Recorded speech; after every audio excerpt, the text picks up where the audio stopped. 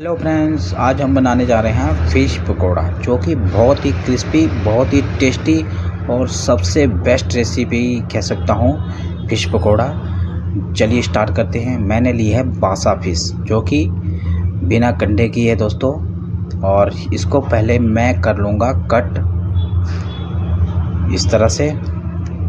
और ये देख सकते हैं, बिल्कुल मीडियम पीस रखूँगा दोस्तों, ना कि फिंगर स्टाइल में कट कर रहा हूँ। ये देख सकते हैं आप, ये कटिंग होगी हमारी। अब इससे पहले सबसे पहले मैं ऐड कर रहा हूँ इसमें नींबू, लेमन जूस। ज़्यादा नींबू नहीं डाल सकते, आधा ही, रस ज़्यादा है तो आधा ही बहुत है। इसके साथ ऐड कर रहा हूँ जिंजर गार्लिक पेस्ट और एक अंडे का वाइट पार्ट यूज़ कर रहा हूँ दोस्तों। और इसके साथ ऐड कर रहा हूँ थोड़ा सा धनिया और जीरा, इसको क्रश करके यूज़ कर रहा हूँ। और इसको टोस्ट भी कर सकते हैं, पर टोस्ट ना करके आप इसको ऐसे ही यूज़ करेंगे तो इसका फ्लेवर जो है ना बहुत ही अच्छा आएगा दोस्तों। और इसके साथ ले रहा हूँ अजवाइन को थोड़ा क्रश कर लें दोस्तों, तो बहुत ही अच्छी एक टेस्ट रहता है। इसके साथ ऐड कर रहा हूँ हल्दी और गरम मसाला, और इसके साथ ले रहा हूँ कस्तूरी मेथी, जो इसकी फ्रेगनेंस है ना दोस्तों बहुत ही अच्छी। क्रश करके डालिएगा। और थोड़ा सा लाल मिर्च पाउडर, जो कि आप कश्मीरी लाल मिर्च पाउडर बोल सकते हैं, इससे कलर बहुत अच्छा आएगा। हरी मिर्च और अरोमेटिक पाउडर,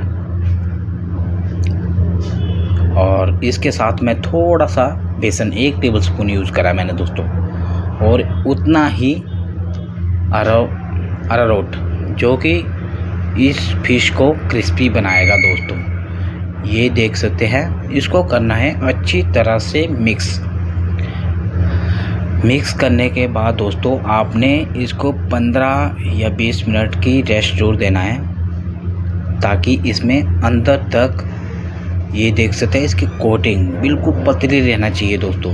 और मेन मकसद हमारा यही है कि हाँ, फ़िश खाने के बाद फ़िश जो है ना क्रिस्प और जूसी होना चाहिए दोस्तों। मैंने ले लिया है ऑयल हमारा गर्म हो गया है दोस्तों।